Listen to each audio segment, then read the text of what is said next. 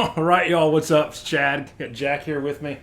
Jack, you ready to live stream? I'm ready to live stream. If we weren't ready to live stream, we'd be in trouble right now. I think so. We're just gonna get stuff popped up. How are you doing? Let us know what's going on, Jack. What is your favorite thing that you did this past weekend? I got to go hang out with my uncle, and we got to go out on his boat on Lake Hamilton. So that was pretty nice up in Arkansas. I've been out there one time, and I remember we took one of those. They call them like duck boats. Mm-hmm.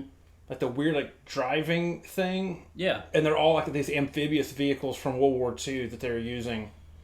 I remember like halfway through I looked at Meredith, I was like, this might not have been the best idea. Apparently there was a president that had a car like that. Really? And he didn't tell anybody, and he would take them for a ride and crash into the lake and freak people out.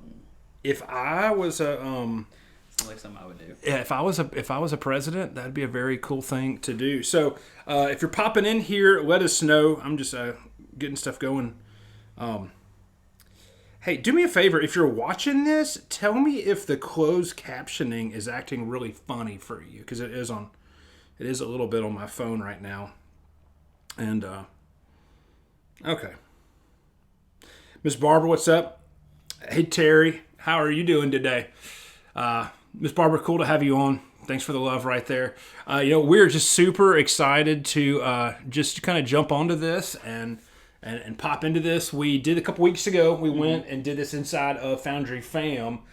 And then we wanted to just, it's probably a little bit more important for us to think about this on side of just our big stream and not so much the inside of that group. But we want to come on every single week. We put together what we call the Homesheet, and it's a way for us to take the Sunday morning conversation and to bring the Sunday morning conversation just into the week. And so you can find that in a couple of places. You can find that if you go to myfoundry.life, and there'll be a button that says Homesheet. You can click on that. Or the second thing that you can do is you can just, when you download the podcast, there's a direct link. And I'm about to put the direct link. Austin, what's up? Aloha. Oh, Austin, are you watching this at work right now? Yeah, he is. Austin, if you sell a car while you're watching this live stream, does that mean we get a kickback? Probably not. That means we get a kickback. So Jack, tell me what you thought about Sunday. What was that going on there? I think there were some very profound statements made on Sunday.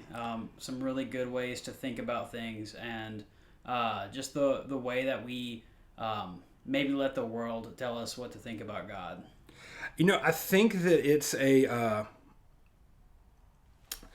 I started thinking about that question so much because, as I was just digging into the text, it's like, there's, how do we make decisions? And I thought about one of the janky reasons we make decisions. I thought about the whole bargaining thing because I think that's one of that stuff. But, for me, so much my thought was, the outcome should be different. And if the outcome should be different, what makes the outcome different? And it's that operation. It's that side of going to things in there. And then that's when you begin to realize, like, okay, like we are just kind of doing the same thing that other people do. And if we, if we take seriously I'm about to pop the link into here. That's why I'm stumbling. If we take seriously the things that Jesus says, and we realize like there's and we talk a lot these last few months, really this last year, about just understanding what it means to be different. Yeah. And that's not a new thing inside of Scripture, inside of God. Like it's always been the call is, be different. It says, just like that whole Exodus, Leviticus, Deuteronomy wrote of be holy for I am holy. And holy just means different. Like, be different because I am different. And so that just made me begin to think about some line of decision making and what that looks like. So that's kind of how. So what was the thing that like stuck out the most about that? I guess the difference between the gods at that time and like how the predominant idea was that the gods created humanities to basically do what they didn't want to do. Yeah, we don't think about that a lot. And like one of the shows that I finished watching about a month ago, and I have this thing, I don't know about you, but like if I watch a couple of seasons of something and I don't like it, when the show ends, I go back and rewatch just to finish the line out. And one of the shows I've had this just adverse relationship over the last several years with is Vikings on the History Channel. And like that's a big thing in Vikings is this idea of the gods. And in fact, like you see Christianity take this growing influence in that world. And that show we always see the gods aren't happy, the gods aren't pleased. And that really is like, that's a thing. Mm-hmm. Or like, I think you started reading The Patient Ferment of the Early Church. Mm-hmm. And I don't know if it's in that or it's in Rodney Stark's The Triumph of Christianity, where he talks about, the Roman idea of the gods or of the spiritual life or whatever was just drastically different from what it means to follow Jesus. But it's all about like, what system do you believe in that makes the world work? Mm-hmm. Like that's what religion is at its most like base definition is, what do you believe in that makes the world work? Yeah. And so if that's the case, and I had a fantastic conversation with somebody after church that you could tell the Deuteronomy line like really, really intrigued them, because it was like to say, so is that why did God not like all of those people? And that's a tough conversation that anytime you have that, it's there. But like if we're not able to get over and get through that part of the conversation, there's so much we will never learn. Yeah. But yeah, it's like what made it, what part of that whole thing like really just kind of jumped and popped to you? How nothing's changed. Nothing has changed. Nothing has changed. Humanity is still like, every time we have a natural disaster, is like, oh, God's mad at us. Oh yeah. So you have theological determinism. Yeah. Which is, I remember after Hurricane Katrina, I think Pat Robertson, who's in the 700 Club, like this super, super conservative, kind of doomsdayer kind of guy, like came out and was like, Katrina is God's judgment for the sin of New Orleans. And what was so funny in that statement was like Bourbon Street had 3 inches of water on it, but then the Southern Baptist Seminary in the Gentile was almost destroyed. Yeah. It's like, that's a janky thing to think about. Yeah. Like, and I think for me, we can, at least in my life, like I've fallen into like I have to perform for God. I have to, be good enough for God. I have to be able to like make sure I check off my little boxes every morning and every night before I go to bed. And, yeah. And so just to be able to look at this and say, hey, no, like God's not like that. He doesn't roll that way. Like he wants to have a relationship and he wants to, just be who he is with us and want us to be who we are with him. Yeah. Oh, I mean, what's just so funny is it's like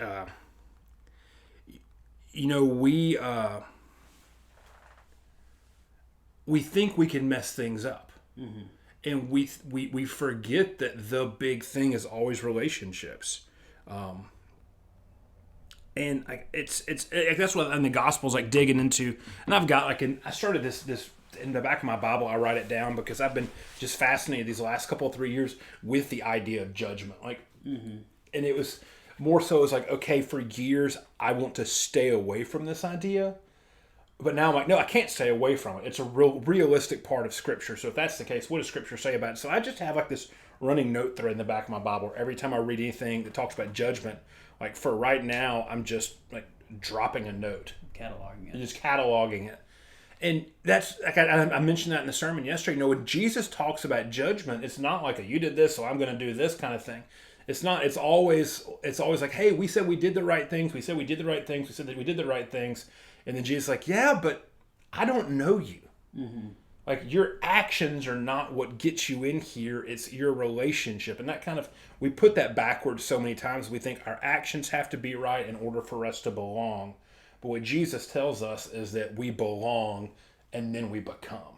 Yeah. And it's just this backwardness. And so the whole idea of making decisions, I don't think many of us ever think that the way we make decisions actually speaks to who we believe God to be. Because that's like what motivates. Are we motivated out of fear? Or are we motivated out of some sense of morality that if that doesn't happen or if that doesn't work, we're going to be in trouble? Like what? How does that deal with? And we realize it's just all about the character of God. And do we know the character of God? So kind of like a good action point from what you just said is that like the more that we get to know an accurate representation of who God is, the more our actions are going to align to that. Absolutely, and that's absolutely it, because we can spend all day trying to do the right things, but if we don't know the motivation behind these right things, we can go off in left field. So the why is very important. Yeah, the why is just absolutely just huge inside of this. So what might be something somebody who's like hearing this right now might be like, okay, well, I want to learn some better characteristics of God. You touched a little bit on it on Sunday.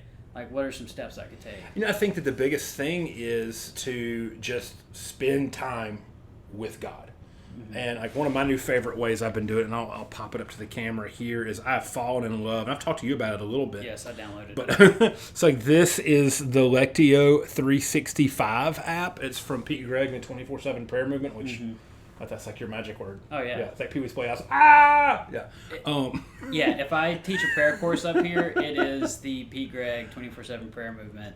Yeah. So it's pretty awesome. Yeah, it's like I'm all about trying to find easy ways for people to do this, and for people to find ways to be part of these things. Because it's tough. I actually love you. If you're watching this right now and you can pop into the comments, like pop in there, like, what is the thing that is the hardest for me to learn what it means to just like be with the presence of God or listen to God? What's the barrier that you constantly deal with? Just pop that in the comments. I'd love to take some time to talk about that this afternoon. But I think really it's just be there. Yeah. Like, it's just spend time there. And when we focus on Jesus, he's going to filter out the stuff that gets just too complicated for us. It's like, that's just this big thing. Just know the character of God. And I think also, like, it's easy to hear that, like, oh, okay, I got to get this down like really, really quick in order for me to make the right decisions, because I got a big decision coming up in 4 days. And it's like, that's not how this works. It's like we invest this time, and like Eugene Peterson's language of a long obedience in the same direction. Like, this is a long, long run that we are taking towards this, and just gradual, but just the fact that we are making that effort to be there is going to grow us. Yeah. And it's going to grow us a lot more than we realize. So, we got Ben Hackler. I love the way Jack looks at you. Oh, Ben. Dude, hey, Ben. It's just because you're not here, Ben. It's just because you're not here, man. Last time we did this, we had somebody drop by, Ben. You should totally come by and be on our our Homesheet rundown one week. So, Ben is pastor of First Baptist Arlington across the way. I've known Ben for 20 years. Ben knew me when I was skinny-ish. Oh, wow. Ish. Ish. Ben was at the first cross camp when I was with you, when I challenged some kid to a foot race, and he was the other fat guy at camp. And he showed up one day wearing like a Mustang t-shirt he bought at a gas station, and like whooped me. There's video footage of it somewhere. I don't know if it was I think it was cross camp. It's cross camp. I think it was Ben, and Ben Hackler was in there, so. Okay. It's there, but yeah. So like that's it. This way now. Now you're looking this way. There we go. Check all the way. You look at chat. That's amazing. So like, let's talk about. So on the home sheet, this is the home sheet rundown, and you can get this a couple ways. One, you can go to myfoundry.life, and you'll see a home sheet link. That's there every single Sunday. You also can go to the link that I've popped up in the comments. That will take you to a PDF download of this. And so this is really a tool that we create every week to have you, like, you could, if you're looking for something to do to grow in your practices with Jesus, but you don't know what to do, got something for you. It's in that link, home sheet. And so got a couple, has a scripture text from the week, also has some additional scriptures every week. This week it's Matthew 5, 6, and 7. It's the Sermon on the Mount. It's like I said, I had no idea, but let's find the footage. I think Brandon Broussard probably has it, Ben, if that's the case. These are the things that we can do. We design these to be super easy and super intentional. And so you can go grab the home sheet, or you can go pop into the podcast to listen to stuff. So let's talk about the questions, Jack. What do you think about these questions this week? So I like it, and it kind of plays into what you just said about like a long obedience in the same direction. Because like the first question is, how do you typically make decisions? And one of the things that kind of came to mind about that is I think a lot of times we just make decisions until it's a big one. Yeah. And so here's a shout out to Pete Greig. He's like, you pray for the small things and it trains you in faithfulness to have faith for the big things. Yeah. And so it's like when we make decisions with God on the small things, then we make those big decisions. Because I remember you did something at the Wesley about that. Oh yeah, with the Band of Brothers Assault at Brecourt Manor. Yeah. Oh yeah. No, then that's an honest thing. So, Band of Brothers. I think it's episode 2, maybe 3. It's right after D-Day. It's right after Normandy, and they end up like landing not where they're supposed to go, and they lose their company, and it's all crazy. And they all kind of start getting back together, and they find out that there's a German artillery position. And this is this what they just did that day is actually still taught at basic training. It's a textbook example of an assault on a fixed position. Yeah. And so 5 or 6 of them show up. They have a quick map. They have like 3 minutes of recon. And they end up going and knocking out multiple German guns, more than they thought they had. And they planned the whole thing as they're like back behind a pickup truck about to pop through this hedgerow. Mm-hmm. And it was a massive, massive, huge thing. And they were all young. I looked. Dick Winters was 26 years old at D-Day. Okay. And everybody else there that was like 20, 21 years old. And they had to make a lot of really big decisions quick because their life had been depending on it. But with the exception of one guy that kind of just jumped into their party that day, those same group of people had been making tons of tiny decisions together for years. And so they knew how to make decisions the right way. And I think that's a really big thing is, do we know how to make decisions the right way? Well, the second part of that question is, do you trust yourself primarily, or do you ask others? Yeah. How do you make decisions? Roll the dice, man. No, I mean, typically when it comes to decision making, like I try not to go with my gut reaction. Yeah. Like I mean that comes into play. Like I mean, you've told me a long time ago, like you need to trust your gut on certain things. But I just try and be as faithful as possible on them. Yeah. You know, like what's the question you like to ask? Does this bring me closer to God? Yeah. Does this bring you closer to God or further away from God? Yeah. Like the gut level. I know I'm a big gut level, but I always end up calling people to try to find, actually, and it's people I know really well. And it's like, hey, what do you think about this? And I'm asking them not so much for the decision, but also because they know me really well, and to think about it. And I've something else I've asked a lot is like, when was the last time you changed your mind? I think if you're doing this in a healthy way, you're going to be changing your mind because you're going to be growing. Yeah. I think a way that's recently happened for me is I've been looking at a bunch of stuff for camping lately. Yeah. And I was like, you know what? I don't actually need these things. Yeah. I think when you realize I don't need to do this. Yeah. Like that's like, when was the last time you said I don't need to do this? Like when was the last time you told yourself no? Like I think that's something that a lot of people really just don't do too often in life now. So, but yeah. What does a godly decision sound like? Jack, what do you think about that?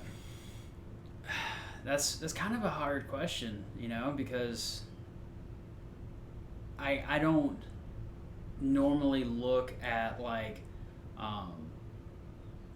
do I get a Coke or a Diet Coke as a godly decision? Yeah. But, one of the things that we've talked about multiple times is there is no such thing as a secular world and a sacred world. Yeah. It's all, everything is spiritual. Yeah. And I think that there's probably a point in time where you get to the place where you realize that is a decision that changes. And I think that's where you're like, okay, how often am I making tiny little minute decisions that actually can qualitatively come together to bring about just a very different thing in life? And I will say water is the right decision. Yeah, but I would say the right decision. Diet Coke or Coke is water. Water's the right decision. I don't look like I say water that much, but I promise you I do drink a lot of water. He has a lot of Nalgene's. He drinks a lot of water. I have a lot of Nalgene's. Man, Jack, I thought that this next question, like going to the whole brokering thing, like, man, I think that is, I think this whole idea of trying to broker a decision with God is, for many people, it's like the last vestige of the sacred that they have. Yeah. It's like when things get absolutely out of control, like we're going to make that Hail Mary. It's like, okay, hey, big guy, are you up there? Mm-hmm. And what my heart breaks is I think a lot of people end up losing serious faith because those situations don't turn out well for them. Yeah. Mm-hmm.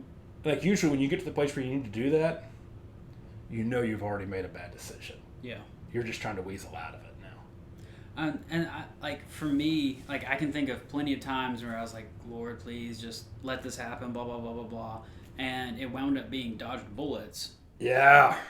But another way to think about it is there have been plenty of times where there was someone I was praying for that was going through something, and I was like, God, if you just do this for them, I will give my life to you. I'll do whatever you want. Blah blah blah. You're holier than I am in that. I don't think I've ever done that one.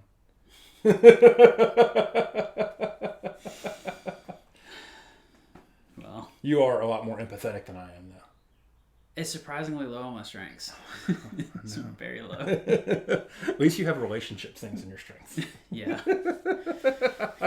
Yeah, that's there. So, like the discipleship practices, I think now we're going to probably jump a question here. Okay. But I think the biggest thing is like if you are curious about what does it mean to decide things in the way of Jesus, Matthew 5, 6, and 7. Like I cannot think of a better way to just understand like the worldview of Jesus Christ. Yeah.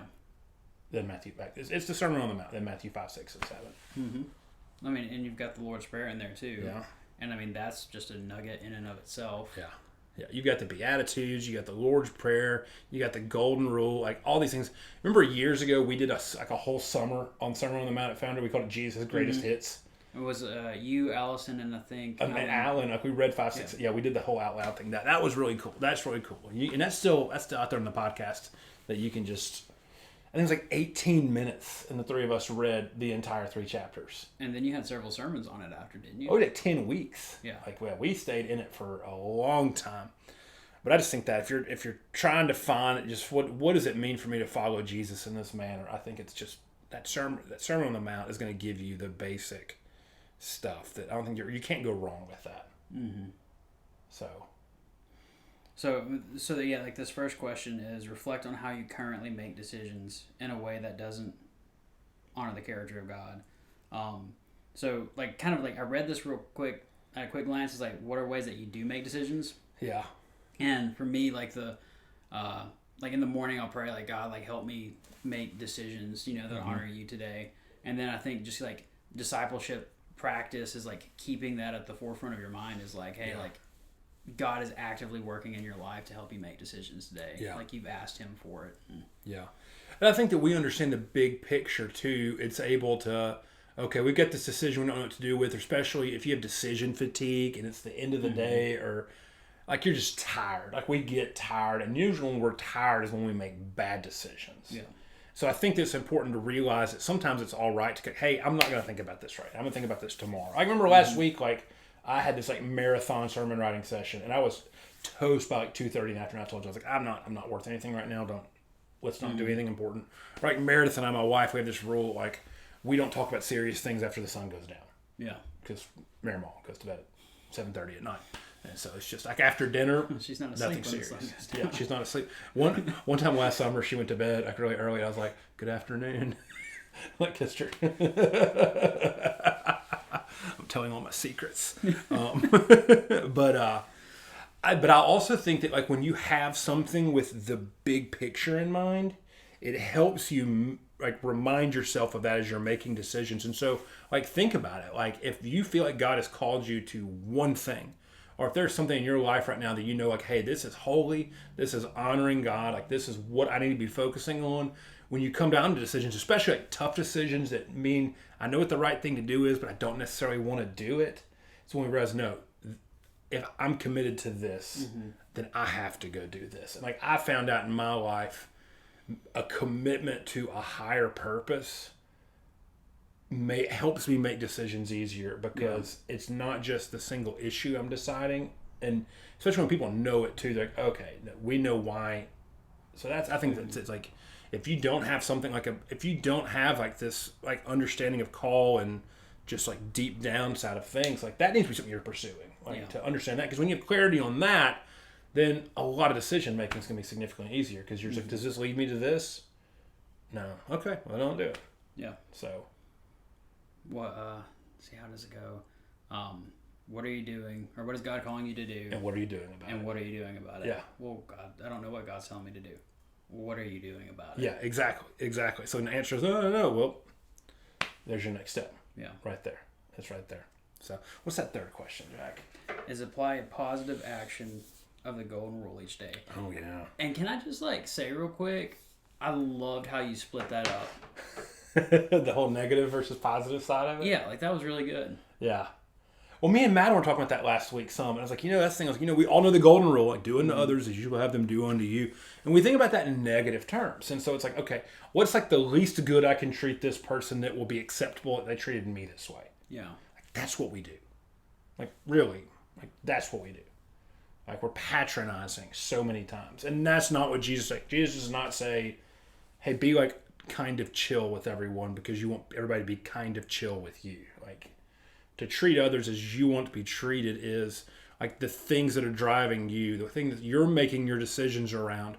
If you're doing all these things right, then you need to be engaging with other people in a way that is bringing that call and clarity. Because you don't know, they might not have any call. They might not have any clarity. And just you being willing to put that inside of their life for just a hot minute. Yeah. Is honoring them. It's giving them humanity in so many ways. And it's also giving them just this taste of kingdom focus. Yeah. And living. Mm-hmm. Because I think about it from the aspect of is what you're doing attributing to a human flourishing? Is it making this person better? Yeah. Because sometimes I can be you know what? I'm not as you said, negative thinking. I don't want someone to call me out on my BS, so I'm not gonna call them out on their BS. Yeah.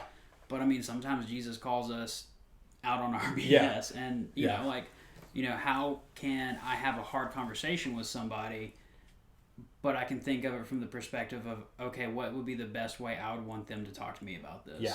Because if you really think about it, I'm looking back on, I'm sticking my head back on here because there's a book in here somewhere. It's called The Sermon on the Mount, Human Flourishing. It's in there. I'll find it. I need to find it anyway. I need it for something. But the biggest growth points that we have in life normally are when we're confronted with the after effects of our bad decisions. Yeah. And if that's what's going to take to grow us, but that also means that we can't just be sliding tough conversations with people. I've been in places before to where you have this idea of, okay, this is a safe place. We can have tough conversations. So then all of a sudden, okay, every little single tiny thing that you do that drives me crazy, hey, we need to have a conversation. That's not healthy, because that's just taking advantage. That's not the way of Jesus either. But it's if we want to grow, that means we also have to be open to those things. Mm-hmm. And we place ourselves in communities of faith where there is this reciprocity and this trusting that happens inside of it too. So yeah. But yeah. We've had a lot of tough conversations over the years. Because we've been in a great relationship. He's known me through college. We've been relationship for a long time. Me and Jack have sat side by side many times, and so. Yeah. But that's it. That's what a relationship looks like. And you've had tough conversations with me. That's this part of this, and I think that one of the things how many people have genuine Christian friends and relationships that, what's it say in Scripture? Let us spur one another on towards love and good deeds. Yeah. Who is spurring? Not like Tombstone, like that kind of spur. I'll be your Huckleberry. Yeah, not that kind of spur. But we have to. If you don't have these things, the first step is go find a relationship like this. Mm-hmm. And sadly, a lot of people don't know how to do this. So it's not like I don't have anybody who can do this. Go find somebody. Hey, are you willing to learn how to do really hard crap with me? Yeah. It's the negative side of accountability is you get punished for doing something wrong versus someone helping you achieve your goals. Yeah. Yeah, absolutely. So, well, thanks for coming on. Mm-hmm. Thanks for jumping on the home sheet. Me and Jack can try to do this every week. And so if this whole thing sounded interesting, go pop over to Foundry Cast. You can listen to last Sunday's message. And those show notes is a link to the home sheet. You can also go to myfoundry.life and grab the home sheet for the week.